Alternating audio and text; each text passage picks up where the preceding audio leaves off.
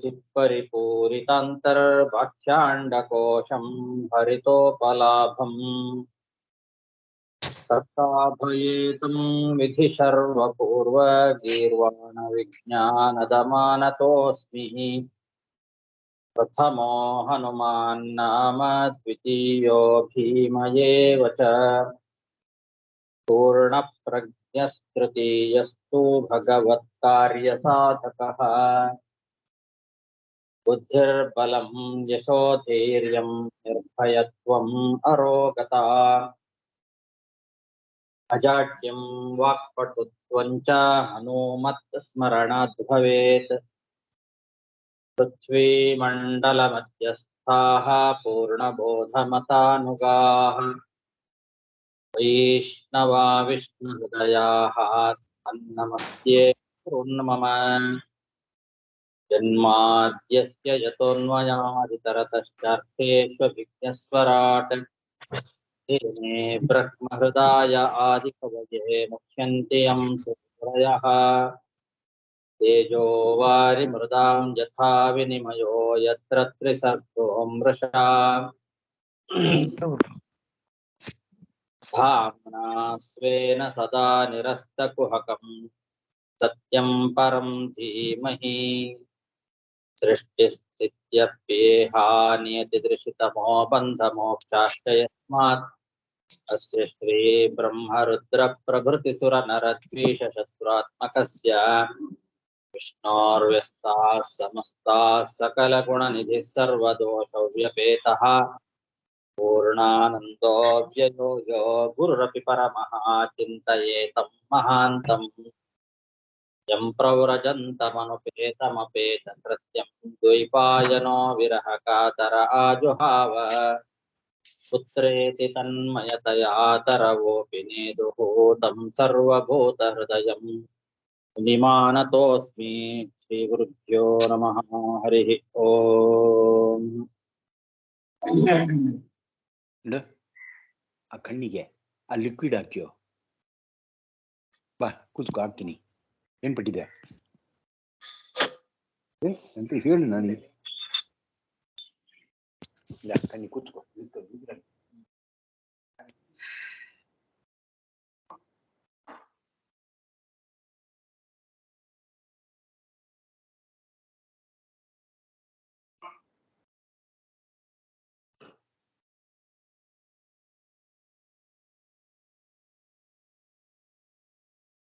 ಶ್ರೀಮದ್ ಭಾಗವತದ ಚತುರ್ಥ ಸ್ಕಂದದ 11ನೇ ಅಧ್ಯಾಯದಲ್ಲಿ ಇವತ್ತು 30ನೇ ಶ್ಲೋಕ. ಶ್ರೀ ಗುರುಭ್ಯೋ ನಮಃ ಹರಿಃ ಓಂ. ಔತ್ತಾನಪಾದೇ ಭಗವಾಂಸ್ತವ ಶಾರ್ಂಗಧನ್ವಾ ದೇವಕ್ಷಿಣೋತ್ವವನತಾರ್ತಿಹರೋ ವಿಪಕ್ಷಾನ್ ಯನ್ನಾಮಧೇಯಮಭಿಧಾಯ ನಿಶಮ್ಯ ಚಾದ್ಧಾ ಲೋಕೋಂಜಸಾ ತರತಿ ದುಸ್ತರಮಂಗ ಮೃತ್ಯುಂ. ಧ್ರುವ ಮಹಾರಾಜ ಭಯಂಕರವಾಗಿ ಯುದ್ಧವನ್ನ ಮಾಡ್ತಾ ಇರುವ ಸಮಯದಲ್ಲಿ ಯಕ್ಷರು ಮಾಯೆಯಿಂದ ನಾನಾ ವಿಧವಾದ ಉತ್ಪಾತಗಳನ್ನೆಲ್ಲ ಸೃಷ್ಟಿ ಮಾಡಿ ತೋರಿಸಿದರು. ಆ ಸಮಯದಲ್ಲಿ ಅಲ್ಲಿಗೆ ಬಂದಂತಹ ಋಷಿಮುನಿಗಳು ಧ್ರುವನಿಗೆ ಶುಭಾಶಂಸನೆಯನ್ನ ಮಾಡ್ತಾ ಇದ್ದಾರೆ. ಏನು ಅಂತ ಹೇಳಿದ್ರು ಅಂದ್ರೆ ಆ ಮುನಿಗಳೆಲ್ಲ ಹೇಳಿದ ಮಾತುಗಳನ್ನ ಈ ಶ್ಲೋಕದಲ್ಲಿ ತಿಳಿಸ್ತಾ ಇದ್ದಾರೆ. ಧ್ರುವರಾಜ, ಭಗವಂತನಾದ ಶ್ರೀಹರಿ ನಿನ್ನ ಶತ್ರುಗಳನ್ನೆಲ್ಲ ನಾಶಪಡಿಸಲಿ ಅಂತ ಆಶೀರ್ವಾದವನ್ನ ಮಾಡ್ತಾ ಇದ್ದಾರೆ. ಆ ಭಗವಂತನ ನಾಮವನ್ನ ಉಚ್ಚಾರ ಮಾಡಿದರೆ ಸಾಕು, ಆ ಭಗವಂತನ ನಾಮವನ್ನ ಕೇಳಿದರೆ ಹೇಳಿದರೆ ಇಡೀ ಜಗತ್ತು ಎಂತಹ ದುಸ್ತರವಾದಂತಹ ಮೃತ್ಯು ಇದ್ದರೂ ಕೂಡ ಅದನ್ನ ದಾಟಿ ಬಿಡ್ತದೆ. ಅಂತಹ ಶಕ್ತಿ ಆ ಭಗವಂತನ ನಾಮ ಸ್ಮರಣೆಗೆ ಇದೆ ಅಂತ ಹೀಗೆ ಆ ಋಷಿ ಮುನಿಗಳೆಲ್ಲ ಧ್ರುವನಿಗೆ ಹೇಳ್ತಾ ಇದ್ದಾರೆ. ಔತ್ಥಾನ ಪಾದೇ ಅಂತ ಇದು ಧ್ರುವನನ್ನ ಸಂಬೋಧನೆ ಮಾಡಿದ ಒಂದು ಶಬ್ದ. ಉತ್ಥಾನಪಾದನ ಮಗನೇ ಅಂತರ್ಥ. ಔತ್ಥಾನಪಾದೇ, ಉತ್ಥಾನಪಾದನ ಮಗನಾದ ಧ್ರುವರಾಜನೇ, ಭಗವಾನ್ ಚಾರ್ಂಗಧನ್ವಾ, ಚಾರ್ಂಗಧನ್ವಾ ಭಗವಾನ್, ಚಾರ್ಂಗ ಧನುರ್ಧಾರಿಯಾದಂತಹ ಭಗವಂತ, ತವ ನಿನ್ನ ಈ ವಿಪಕ್ಷಾನ್, ವಿಪಕ್ಷರು ಶತ್ರುಗಳು ಏನಿದ್ದಾರೆ ಅವರನ್ನೆಲ್ಲ ನಾಶ ಮಾಡಲಿ. ಕ್ಷಿಣೋತು, ಅವನು ಅವನತಾರ್ತಿಹರ.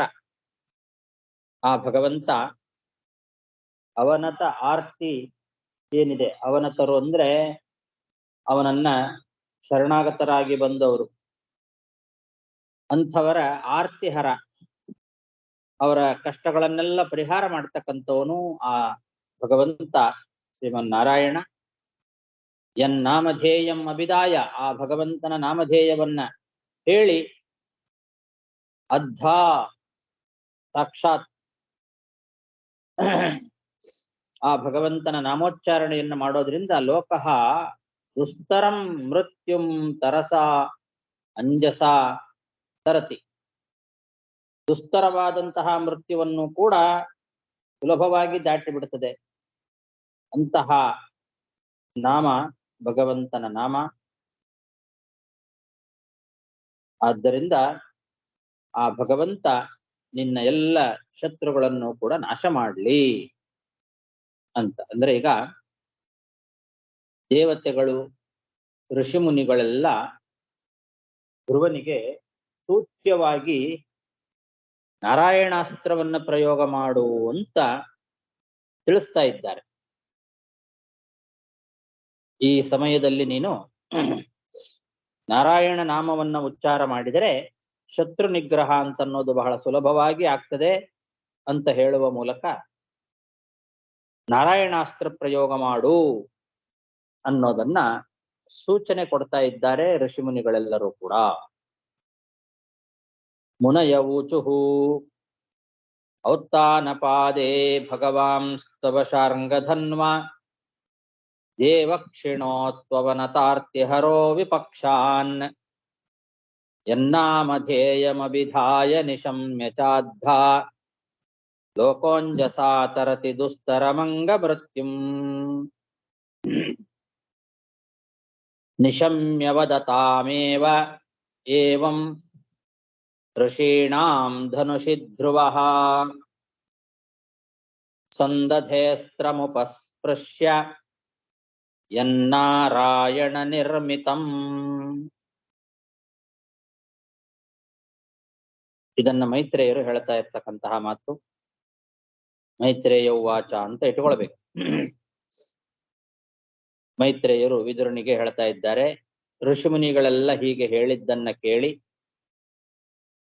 ಧ್ರುವ ಉಪಸ್ಪೃಶ್ಯ ಅಂದ್ರೆ ಆಚಮನ ಮಾಡಿ ನಾರಾಯಣ ಅಸ್ತ್ರವನ್ನ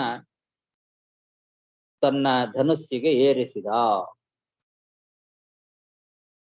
ಆ ನಾರಾಯಣ ಅಸ್ತ್ರವನ್ನ ಪ್ರಯೋಗ ಮಾಡಬೇಕಾಗಿದ್ರೆ ಆಚಮನ ಮಾಡಿ ಸಂಕಲ್ಪ ಮಾಡಿ ನಾರಾಯಣ ಮಂತ್ರ ಜಪ, ಆ ನಾರಾಯಣನ ನಾಮಸ್ಮರಣೆ ಮಾಡುವ ಮೂಲಕ ಆ ನಾರಾಯಣಾಸ್ತ್ರವನ್ನ ಪ್ರಯೋಗ ಮಾಡತಕ್ಕಂತಹ ಪದ್ಧತಿ.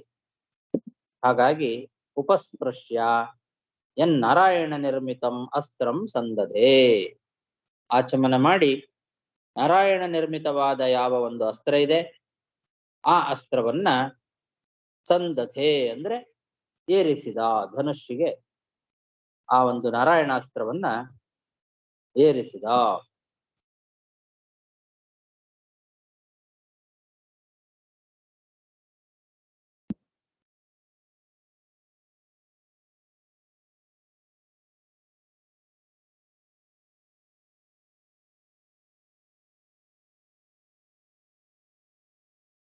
ಇವನಿಗೆ ಮೊದಲೇ ಗೊತ್ತಿತ್ತು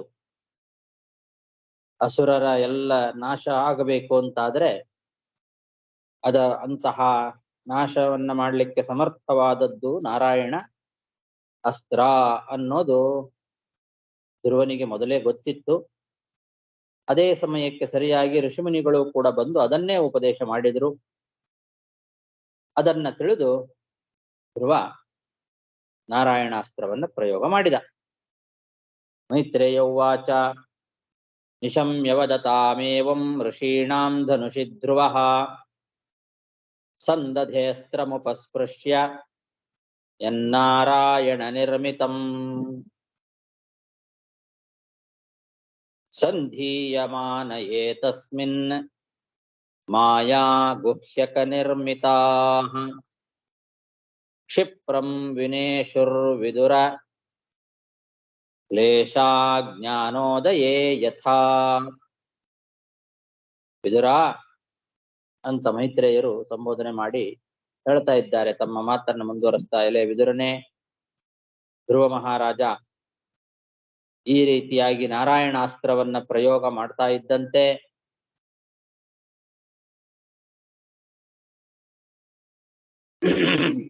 ಯಕ್ಷರು ಮಾಡಿದ ಆ ಮಾಯೆಗಳೆಲ್ಲ ಮಾಯೆಗಳು ನಾಶವನ್ನ ಹೊಂದಿಬಿಟ್ಟುವಂತೆ. ಅವರೇನು ನಾನಾ ವಿಧವಾದ ಮಾಯಾ ಪ್ರದರ್ಶನ ಮಾಡಿದ್ರು ಆ ಎಲ್ಲ ಮಾಯೆಗಳು ಕೂಡ ಬೇಗನೆ ನಾಶವನ್ನ ಹೊಂದಿಬಿಟ್ಟಿದ್ದಾವೆ. ಕ್ಷಿಪ್ರಂ ವಿನೇಶುಹು, ಕ್ಷಿಪ್ರಂ ಅಂದ್ರೆ ಕೂಡಲೇ ನಾರಾಯಣಾಸ್ತ್ರವನ್ನ ಪ್ರಯೋಗ ಮಾಡ್ತಾ ಇದ್ದಂತೆ ಎಲ್ಲ ಮಾಯೆಗಳು ಕೂಡ ಕೂಡಲೇ ನಾಶ ಆಗಿಬಿಟ್ಟವು. ಹೇಗೆ ಅಂದ್ರೆ ಕ್ಲೇಶಾಹ ಜ್ಞಾನೋದಯೇ ಯಥಾ. ಅವಿದ್ಯಾ ಕಾಮಕರ್ಮಾದಿಗಳಿಂದ ಏನೊಂದು ಕ್ಲೇಶ ಸಂಸಾರದಲ್ಲಿ ಇರ್ತದೆ, ಆ ಎಲ್ಲ ಕ್ಲೇಶಗಳು ಜ್ಞಾನೋದಯ ಆದ ಕೂಡಲೇ ಹೇಗೆ ನಾಶವಾಗಿ ಬಿಡ್ತಾವೋ ಹಾಗೆ ಅಂತ. ಅಪರೋಕ್ಷ ಜ್ಞಾನ ಬಂದಾಗ ಅವಿದ್ಯಾ ಕಾಮಕರ್ಮಾದಿ ನಿರ್ಮಿತವಾದ ಸಕಲ ಸಂಸಾರದ ದೋಷಗಳು ಕೂಡ, ಕ್ಲೇಶಗಳು, ಕಷ್ಟಗಳು ಕೂಡ ಹೇಗೆ ಮರೆಯಾಗಿ ಬಿಡ್ತಾವೋ ಅದರಂತೆ ಯಕ್ಷರು ನಿರ್ಮಾಣ ಮಾಡಿರ್ತಕ್ಕಂತಹ ಎಲ್ಲ ರೀತಿಯಾದ ಮಾಯೆಗಳು ಕೂಡ ನಾರಾಯಣಾಸ್ತ್ರ ಪ್ರಯೋಗದಿಂದ ಕೂಡಲೇ ನಾಶವನ್ನ ಹೊಂದಿಬಿಟ್ಟವು ಅಂತ. ಸಂಧೀಯಮಾನ ಏತಸ್ಮಿನ್ ಮಾಯಾ ಗುಹ್ಯಕ ನಿರ್ಮಿತಾಃ ಕ್ಷಿಪ್ರಂ ವಿನೇಶುರ್ವಿದುರ ಕ್ಲೇಶಾ ಜ್ಞಾನೋದಯೇ ಯಥಾ. ತಸ್ಯಾರ್ಶಾಸ್ತ್ರಂ ಧನುಷಿ ಪ್ರಯುಂಜತಃ ಸುವರ್ಣಪುಂಖಾ ಕಳಹಂಸವಾಸಸಃ ವಿನಿಸೃತಾ ಆವಿವಿಶುರ್ದ್ವಿಷದ್ವಲಂ ವನಂ ಯಥಾ ಭೀಮರವಾಶಿಖಂಡಿನಃ.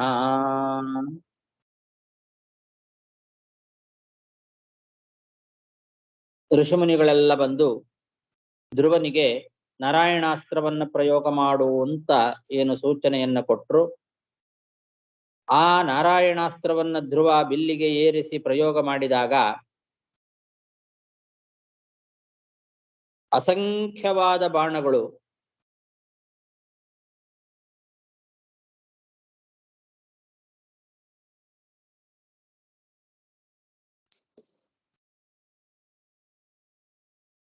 ಭಯಂಕರವಾಗಿ ಶಬ್ದವನ್ನ ಮಾಡ್ತಾ ಶತ್ರು ಸೇನೆಗೆ ಒಳಗೆ ನುಗ್ಗಿ ಬಿಟ್ಟುವಂತೆ ಆ ಎಲ್ಲ ಬಾಣಗಳು. ಹೇಗೆ ಅಂತಂದ್ರೆ ವನಂ ಯಥಾ ಭೀಮರವಾಹ ಶಿಖಂಡಿನಃ ಅಂತ ದೃಷ್ಟಾಂತ ಕೊಟ್ಟಿದ್ದಾರೆ. ಭೀಮರವಾಹ ಶಿಖಂಡಿನಃ, ಶಿಖಂಡಿಗಳು ಅಂದ್ರೆ ನವಿಲುಗಳು.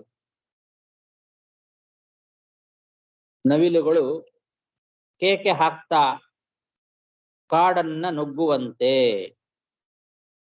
ನವಿಲುಗಳು ಗುಂಪು ಗುಂಪಾಗಿ ಎಲ್ಲ ನವಿಲುಗಳು ಕೂಡ ಕೇಕಾರವನ್ನ ಮಾಡ್ತಾ ಶಬ್ದ ಮಾಡ್ತಾ ಆ ಒಂದು ಕಾಡನ್ನ ಪ್ರವೇಶ ಮಾಡುವಂತೆ ಈ ಅಸ್ತ್ರಗಳು ಕೂಡ ಭಯಂಕರವಾಗಿ ಶಬ್ದವನ್ನ ಮಾಡ್ತಾ ಶತ್ರು ಸೇನೆ ಒಳಗೆ ಪ್ರವೇಶ ಮಾಡಿದುವಂತೆ. ಧ್ರುವ ಪ್ರಯೋಗ ಮಾಡಿರ್ತಕ್ಕಂತಹ ನಾರಾಯಣ ಅಸ್ತ್ರ ಅದು ಹೇಗಿತ್ತು ಅಂತಂದ್ರೆ ಸುವರ್ಣ ಪುಂಖಾಹ ಕಳಹಂಸ ವಾಸಸಃ ಅಂತಾರೆ. ಆ ಅಸ್ತ್ರಗಳು ಬುಡದಲ್ಲಿ ಬಂಗಾರಮಯವಾದಂತಹದ್ದು, ತುದಿಯಲ್ಲಿ ರಾಜಹಂಸದ ರೆಕ್ಕೆ ಉಳ್ಳದ್ದು ಅಂತಹ ಬಾಣಗಳು. ತುದಿಯಲ್ಲಿ ರಾಜಹಂಸದ ಚಿಹ್ನೆ ಇದೆ, ರೆಕ್ಕೆ, ಹಂಸ ಪಕ್ಷಿಯ ರೆಕ್ಕೆ, ರಾಜಹಂಸ ಪಕ್ಷಿಯ ರೆಕ್ಕೆ ಅದು ತುದಿಯಲ್ಲಿದೆ. ಬುಡದಲ್ಲಿ ಬಂಗಾರ ಪುಂಖ ಸುವರ್ಣಮಯವಾದದ್ದು. ಅಂತಹ ಅಸ್ತ್ರ ಅಂತದ್ದು ನಾನಾ ಅಸ್ತ್ರಗಳು.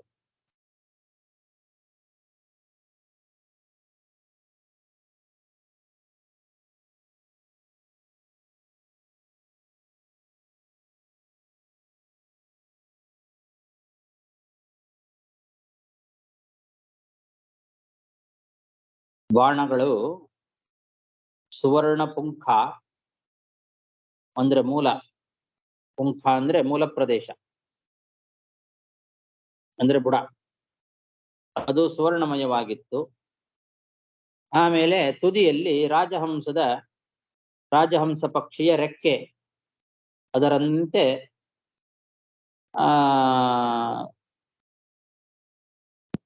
ಅದು ಚಿಹ್ನೆ ಇತ್ತು ಅಂತ ಅರ್ಥ. ರೆಕ್ಕೆ ರಾಜಹಂಸದ ಪಕ್ಷಿಯಂತೆ ಇತ್ತು, ಆ ಪಕ್ಷಿಯ ರೆಕ್ಕೆಗಳಂತೆ. ಅಂತಹ ಬಾಣಗಳು ಅಸಂಖ್ಯವಾದ ಬಾಣಗಳು. ಆ ಎಲ್ಲ ಬಾಣಗಳು ಕೂಡ ಶತ್ರುಗಳ ಸೈನ್ಯವನ್ನ ಪ್ರವೇಶ ಮಾಡಿದವು. ಆವಿವಿಷುಹು ವಿಷದ್ಬಲಂ ಆವಿವಿಷುಹು. ಶಿಖಂಡಿನಃ ಭೀಮರವಾಹ ಶಿಖಂಡಿನಃ ವನಂ ಯಥಾ. ಭೀಮರವಾಹ ಅಂತಂದ್ರೆ ಕೇಕೆ ಹಾಕ್ತಾ ಶಿಖಂಡಿಗಳು ಅಂದ್ರೆ ನವಿಲುಗಳು ವನವನ್ನ ಪ್ರವೇಶ ಮಾಡುವಂತೆ ಈ ನಾರಾಯಣಾಸ್ತ್ರದಿಂದ ಪ್ರಯೋಗ ಮಾಡಿರ್ತಕ್ಕಂತಹ ಅಸಂಖ್ಯವಾದ ಬಾಣಗಳು ಕೂಡ ಶಬ್ದ ಮಾಡ್ತಾ, ಭಯಂಕರವಾಗಿ ಶಬ್ದವನ್ನ ಮಾಡ್ತಾ ಶತ್ರು ಸೇನೆ ಒಳಗೆ ನುಗ್ಗಿದುವು, ಪ್ರವೇಶ ಮಾಡಿದವು. ತಸ್ಯಾರ್ಶಾಸ್ತ್ರಂ ಧನುಷಿ ಪ್ರಯುಂಜತಃ ಸುವರ್ಣಪುಂಖಾ ಕಳಹಂಸವಾಸಸಃ ವಿನಿಸೃತಾ ಆವಿವಿಷುರ್ದ್ವಿಷದ್ಬಲಂ ವನಂ ಯಥಾ ಭೀಮರವಾಶಿಖಂಡಿನಃ. ತೈಸ್ತಿಗ್ಮಧಾರೈ ಪ್ರಧನೆ ಶಿಲೀಮುಖೈಃ ಇತಸ್ತತಃ ಪುಣ್ಯಜನಾ ಉಪದ್ರುತಾಃ ಸಮಭ್ಯಧಾವನ್ ಕುಪಿತಾ ಉದಾಯುಧಾಃ ಸುಪರ್ಣಮುನ್ನದ್ಧಫಣಾಯಿವಾಹಯಃ.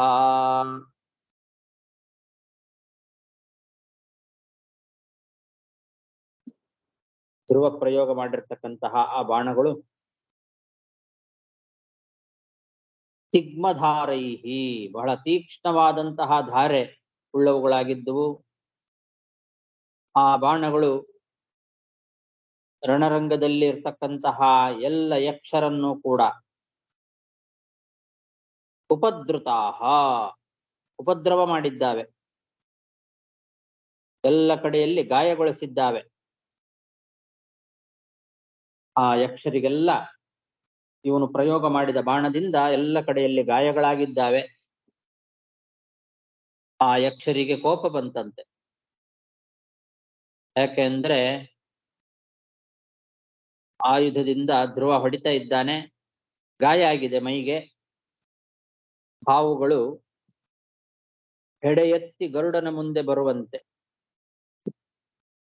ಸಿಟ್ಟಿನಿಂದ ಹೆಡೆ ಎತ್ತಿ ಗರುಡನ ಮುಂದೆ ಹಾವುಗಳು ಹೇಗೆ ಬರ್ತಾವೋ ಹಾಗೆ ಸುಪರ್ಣಮುನ್ನದ್ಧ ಪಣಾಹ ಅಂತಾರೆ.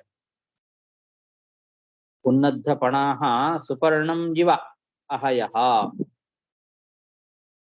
ಹಾವುಗಳು ಉನ್ನದ್ಧಪಣಾಹ ಅಂದ್ರೆ ಹೆಡೆಯನ್ನ ಎತ್ತಿ ಸುಪರ್ಣಂ ಗರುಡನ ಮುಂದೆ ಹೇಗೆ ಬರ್ತಾವೋ ಹಾಗೆ ಈ ಎಲ್ಲ ಯಕ್ಷರು ಕೂಡ ಭಯದಿಂದ ಕೋಪದಿಂದ, ಹಾವುಗಳು ಕೋಪದಿಂದ ಬರ್ತಾವೆ, ಹಾಗೆ ಯಕ್ಷರು ಕೂಡ ಬಹಳ ಕೋಪದಿಂದ ಆಯುಧಗಳನ್ನ ಎತ್ತಿಕೊಂಡು ಧ್ರುವನ ಮೇಲೇರಿ ಬಂದ್ರು. ಸಮಭ್ಯಧಾವನ್ ಉದಾಯುಧಾಹ ಸಮಭ್ಯಧಾವನ್, ಧ್ರುವನ ಮೇಲೇರಿ ಯುದ್ಧಕ್ಕೆ ಬರ್ತಾ ಇದ್ದಾರೆ, ಆಯುಧಗಳನ್ನು ಹಿಡ್ಕೊಂಡು ಬಂದಿದ್ದಾರೆ. ಗರುಡನ ಮುಂದೆ ಸಿಟ್ಟಿನಿಂದ ಹಾವುಗಳು ಹೆಡೆಯೆತ್ತಿ ಬಂದ್ರೆ ಏನಾಗ್ತದೆ? ಗರುಡನಿಗೇನಾದ್ರೂ ಭಯ ಇದೆಯಾ? ಅದಕ್ಕೆ ಆ ದೃಷ್ಟಾಂತವನ್ನ ಕೊಟ್ಟಿದ್ದಾರೆ. ಸಿಟ್ಟು ಅವರಿಗೆ, ಸಿಟ್ಟಿನಿಂದ ಆಯುಧಗಳನ್ನು ಹಿಡ್ಕೊಂಡು ಬಂದಿದ್ದಾರೆ. ಹಾವುಗಳು ಕೂಡ ಸಿಟ್ಟಿನಿಂದ ಹೆಡೆ ಎತ್ತಿ ಗರುಡನ ಮುಂದೆ ಬರ್ತಾವೆ. ಹಾಗೆ ಎಲ್ಲ ಯಕ್ಷರು ಕೂಡ ಈ ಬಾಣಗಳಿಂದ ಹೊಡೆಸ್ಕೊಂಡು ಸಿಟ್ಟಿನಿಂದ ಅನೇಕ ಆಯುಧಗಳನ್ನು ಹಿಡ್ಕೊಂಡು ಧ್ರುವನ ಮೇಲೆ ಏರಿ ಬಂದಿದ್ದಾರೆ. ತೈಸ್ತಿಗ್ಮಧಾರೈ ಪ್ರಧನೆ ಶಿಲೀಮುಖೈಃ ಇತಸ್ತತ ಪುಣ್ಯ ಜನ ಉಪದ್ರುತಾಃ ಸಮಭ್ಯಧಾವನ್ ಕುಪಿತಾ ಉದಾಯುಧಾಃ ಸುಪರ್ಣಮುನ್ನದ್ದ ಫಣ ಇವಾಹಯಃ ಸತಾನ್ ಪೃಷತ್ಕೈರಭಿಧಾವತೋ ಮೃಧೆ ನಿಕೃತ್ತ ಬಾಹೂರುಶಿರೋಧರೋದರಾನ್ ನಿನಾಯ ಲೋಕಂ ಪರಮರ್ಕಮಂಡಲಂ ವ್ರಜಂತಿ ನಿರ್ಭಿದ್ಯ ಯಮೂರ್ಧ್ವರೇತಸಃ.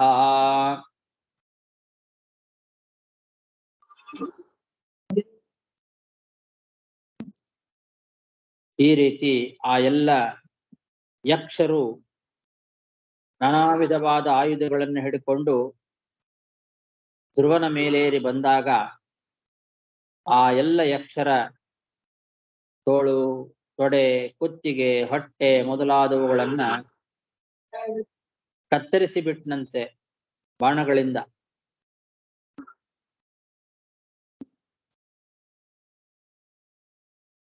ಯಕ್ಷರುಗಳ ಕೆಲವರದ್ದು ತೊಡೆ ಕತ್ತರಿಸಿದಾನೆ, ಕೆಲವರದ್ದು ತೋಳುಗಳನ್ನ ಕತ್ತರಿಸಿದ, ಕೆಲವರ ಕುತ್ತಿಗೆ, ಕೆಲವರ ಹೊಟ್ಟೆ, ಹೀಗೆ ತುಂಡು ತುಂಡು ಮಾಡಿಬಿಟ್ಟಿದ್ದಾನೆ. ನಿಕೃತ್ತ ಬಾಹೂರು ಶಿರೋಧರ ಉದರಾನ್. ಬಾಹು ಅಂದ್ರೆ ಕೈಗಳು, ಊರು ಅಂದ್ರೆ ತೊಡೆ, ಶಿರೋಧರ ತಲೆ, ಕುತ್ತಿಗೆ. ಶಿರೋಧರ ಅಂದ್ರೆ ಕುತ್ತಿಗೆ, ತಲೆಯನ್ನ ಧಾರಣೆ ಮಾಡ್ತಕ್ಕಂಥದ್ದು ಕುತ್ತಿಗೆ. ಆ ಕುತ್ತಿಗೆಯನ್ನೇ ಕತ್ತರಿಸಿದ್ದಾನೆ. ಕೆಲವರು ಉದರ, ಹೊಟ್ಟೆಗಳನ್ನ ಕತ್ತರಿಸಿದ್ದಾನೆ. ಹೀಗೆ ಆ ಶತ್ರುಗಳ ಒಂದು ಅವಯವಗಳನ್ನ ತನ್ನ ಬಾಣದಿಂದ ಕತ್ತರಿಸಿ ಹಾಕಿಬಿಟ್ಟ. ಆ ರೀತಿ ಮಾಡಿ ಅವರನ್ನ ಪರಂ ಲೋಕಂ ನಿನಾಯ ಅಂತ, ಅವರನ್ನ ಉತ್ತಮ ಲೋಕಕ್ಕೆ ಕಳಿಸಿಕೊಟ್ಟ ಅಂತ. ಹೇಗೆ ಅಂತಂದ್ರೆ ಅದಕ್ಕೆ ಒಂದು ದೃಷ್ಟಾಂತ ಕೊಡ್ತಾ ಇದ್ದಾರೆ. ಯತಿಗಳು, ಸನ್ಯಾಸಿಗಳು ತಮ್ಮ ಶರೀರವನ್ನ ತ್ಯಾಗ ಮಾಡಿ ಸೂರ್ಯಮಂಡಲವನ್ನ ಭೇದಿಸಿಕೊಂಡು ಯಾವ ಲೋಕವನ್ನ ಸೇರ್ತಾರೋ ಆ ಲೋಕ, ಅಂತಹ ಉತ್ತಮ ಲೋಕಕ್ಕೆ ಅವರನ್ನ ಕಳಿಸಿಕೊಟ್ಟ ಅಂತ. ಇದರಿಂದ ಏನು ಗೊತ್ತಾಗ್ತಾ ಇದೆ ಅಂದ್ರೆ, ಇಲ್ಲಿ ರಣರಂಗದಲ್ಲಿ ಯುದ್ಧ ಮಾಡಿದ ಈ ಯಕ್ಷರೇನಿದ್ದಾರೆ ಇವರು ಒಳ್ಳೆ ವಿಷ್ಣು ಭಕ್ತರೇ ಆಗಿದ್ರು ಅಂತ. ಅವರನ್ನ ಉತ್ತಮ ಲೋಕಕ್ಕೆ ಕಳಿಸಿಕೊಟ್ಟಿದ್ದಾನೆ. ಪರಂ ಲೋಕಂ ನಿನಾಯ ಯಂ ಊರ್ಧ್ವರೇತಸಃ ಅರ್ಕಮಂಡಲಂ ನಿರ್ಭಿದ್ಯ ವ್ರಜಂತಿ ತಂ ಪರಂ ಲೋಕಂ ನಿನಾಯ. ಯಾವ ಊರ್ಧ್ವರೇತಸ್ಕರಾದಂತಹ ಯತಿಗಳು, ಸನ್ಯಾಸಿಗಳು ಅರ್ಕಮಂಡಲಂ ನಿರ್ಭಿದ್ಯ ಸೂರ್ಯಮಂಡಲವನ್ನು ಭೇದನ ಮಾಡಿ ಅದಕ್ಕೂ ಮೇಲೆ ಯಾವ ಉತ್ತಮವಾದ ಲೋಕವನ್ನ ಪಡಿತಾರೋ ಪರಂ ಲೋಕಂ ವ್ರಜಂತಿ, ಯಾವ ಉತ್ತಮ ಲೋಕವನ್ನ ಸೇರ್ತಾರೋ ಆ ಲೋಕಕ್ಕೆ ಇವರನ್ನೆಲ್ಲ ಕಳಿಸಿಕೊಟ್ಟ ಅಂತ. ರಣರಂಗದಲ್ಲಿ ಯುದ್ಧವನ್ನ ಮಾಡಿ ಯಾರು ಸಾಯ್ತಾರೋ ಅಂತಹ ವೀರ ಯೋಧರಿಗೆ ಉತ್ತಮ ಲೋಕ ಪ್ರಾಪ್ತಿ ಆಗ್ತದೆ. ಅದರಲ್ಲೂ ಕೂಡ ಧ್ರುವನಂತಹ ಮಹಾವಿಷ್ಣು ಭಕ್ತ, ಅವನ ಬಾಣದಿಂದ ರಣರಂಗದಲ್ಲಿ ಸಾವನ್ನ ಪಡೆದಿರ್ತಕ್ಕಂತಹ ಜ್ಞಾನಿಗಳಾದ ವಿಷ್ಣು ಭಕ್ತರು, ಇವರೆಲ್ಲ ಯಕ್ಷರು, ಕುಬೇರನ ಅನುಚರರು ಇವರೆಲ್ಲ. ಆ ಕುಬೇರನ ಸೇವಕರಾದಂತಹ ಯಕ್ಷರು ಮಹಾಜ್ಞಾನಿಗಳಾಗಿದ್ರು, ವಿಷ್ಣು ಭಕ್ತರಾಗಿದ್ರು. ಅವರೆಲ್ಲ ಜ್ಞಾನಿಗಳಿಗೆ ಸಿಗುವ ಉತ್ತಮವಾದ ಲೋಕವನ್ನ ಅವರಿಗೆ ತಂದುಕೊಟ್ಟ ಧ್ರುವ.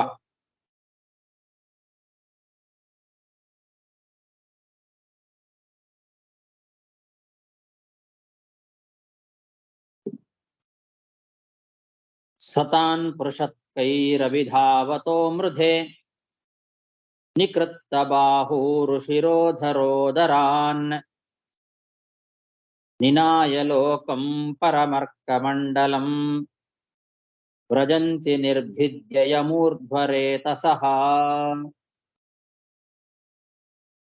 ತಾನ್ ಹನ್ಯಮಾನಾನಭಿವೀಕ್ಷ್ಯ ಗುಹ್ಯಕಾನ್ ಅನಾಗಸಶ್ಚಿತ್ರರಥೇನ ಭೂರಿಶಃ ಔತ್ತಾನಪಾದಿಂ ಕೃಪಯಾ ಪಿತಾಮಹೋ ಮನುರ್ಜಗಾದೋಪಗತಃ ಸಹರ್ಷಿಭಿಃ.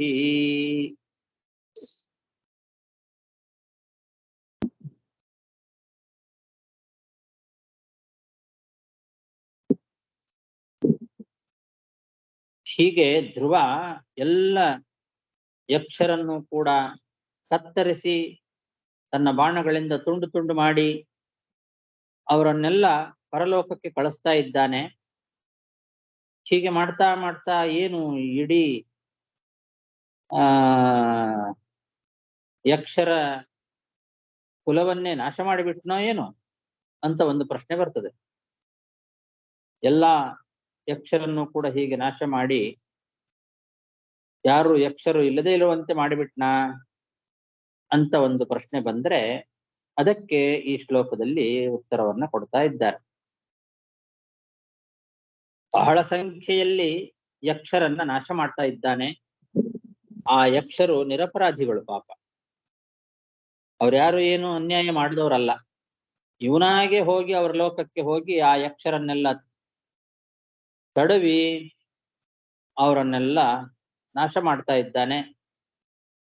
ನಿರಪರಾಧಿಗಳಾಗಿರ್ತಕ್ಕಂತಹ ಬಹು ಸಂಖ್ಯಾಕರಾದ ಯಕ್ಷರನ್ನ ಈ ರೀತಿ ನಾಶ ಮಾಡ್ತಾ ಇರೋದನ್ನ ನೋಡಿ ಅವರ ಮೇಲಿನ ಕನಿಕರದಿಂದ ಪಿತಾಮಹನಾದಂತಹ ಸ್ವಯಂಭುವ ಮನು ಬಂದಂತೆ. ಸ್ವಯಂಭುವ ಮನು ಇವನ ಅಜ್ಜ, ಧ್ರುವನ ಅಜ್ಜ ಅವನು. ಧ್ರುವನ ತಂದೆ ಉತ್ತಾನಪಾದ, ಉತ್ತಾನಪಾದನ ತಂದೆ ಸ್ವಯಂಭುವ ಮನು. ಆ ಅಜ್ಜ ಪಿತಾಮಹ ಸಹರ್ಷಿಭಿಹಿ ಋಷಿಮುನಿಗಳ ಜೊತೆಗೆ ಅಲ್ಲಿಗೆ ಬಂದು ಉಪದೇಶ ಮಾಡಿದ್ನಂತೆ.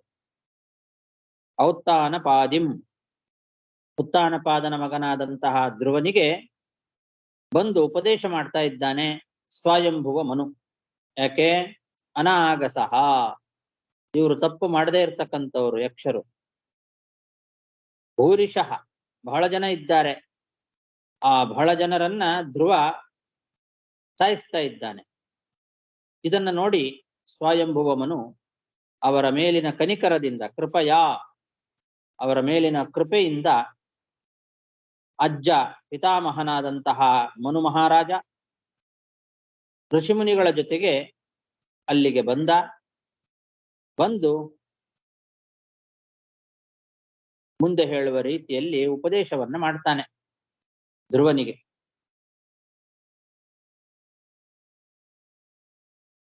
ಚಿತ್ರರಥ ಅಂತಂದ್ರೆ ಧ್ರುವ ಅಂತ ಅರ್ಥ. ಚಿತ್ರರಥೇನ ಹನ್ಯಮಾನಾನ್ ಅಭಿವೀಕ್ಷ. ಧ್ರುವನಿಂದ ನಿರಪರಾಧಿಗಳಾದಂತಹ ಈ ರೀತಿ ಅನೇಕ ಜನ ಗುಕ್ಷಕರು ಏನಿದ್ದಾರೆ,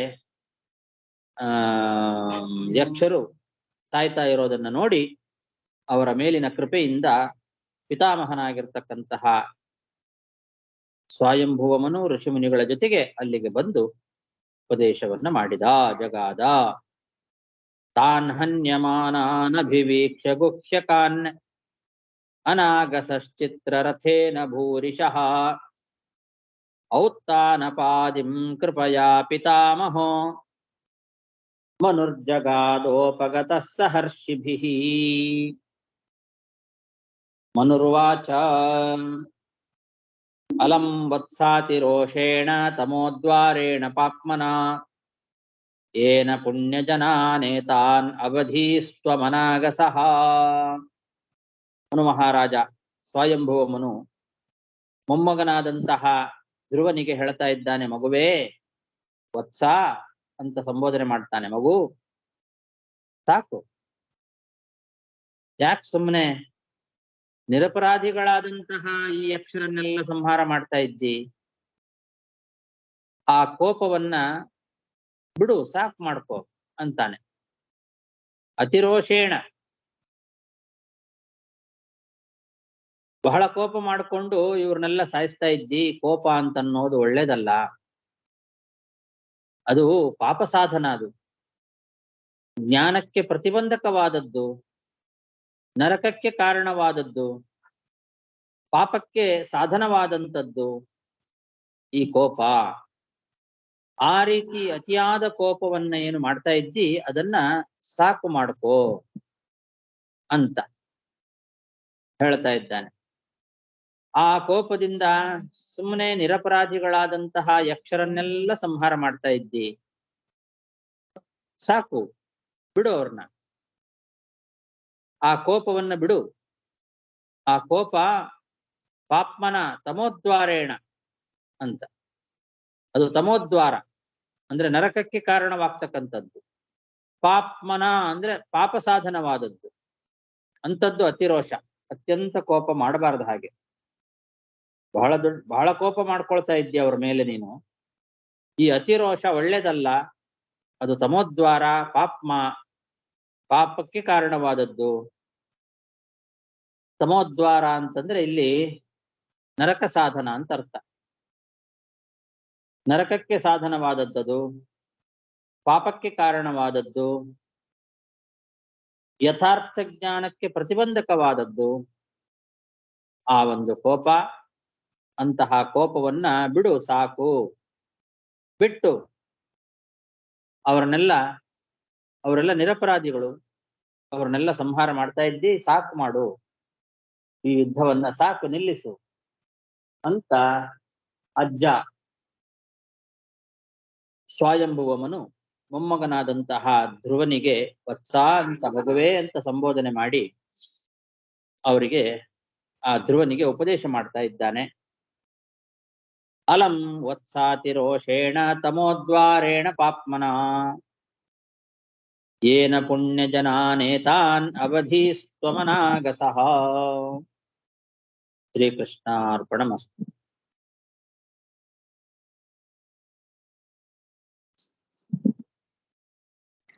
ಸರ್, ನಾರಾಯಣ, ಈ ಪಾಪ್ಮನ್ ಶಬ್ದ ಅದೇನಂತ? ಪಾಪ್ನ ಪಾಪ್ಮನ್ ತೃತೀಯ ವಿಭಕ್ತಿ, ಪಾಪ್ಮಾ ಅಂತ ಶಬ್ದ.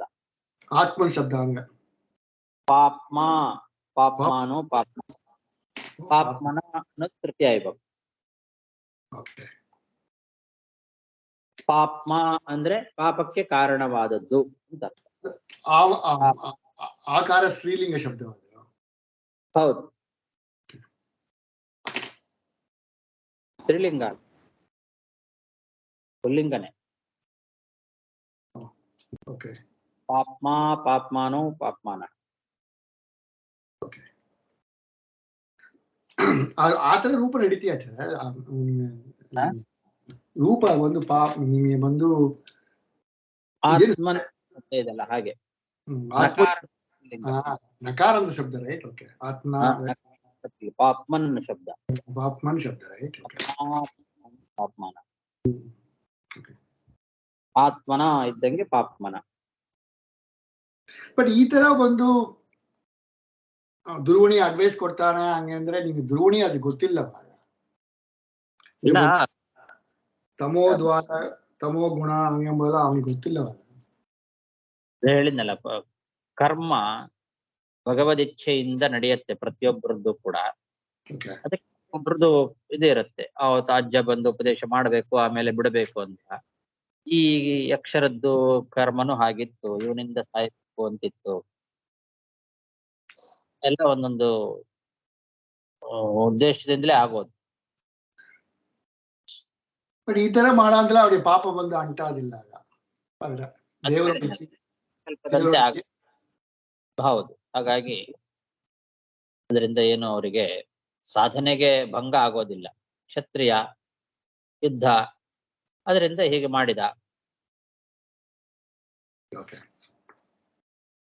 ಅವರ ಆಯುಷ್ಯ ಮುಗಿದಿತ್ತು, ಈ ಮೂಲಕವಾಗಿ ಅವರು ಸಾಯ್ಬೇಕಾಗಿತ್ತು, ಇವನಿಂದ ಅದು ಆಯ್ತು.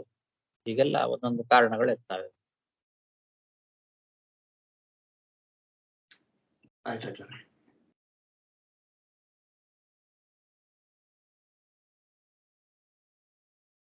ಹರೇ ಶ್ರೀನಿವಾಸ.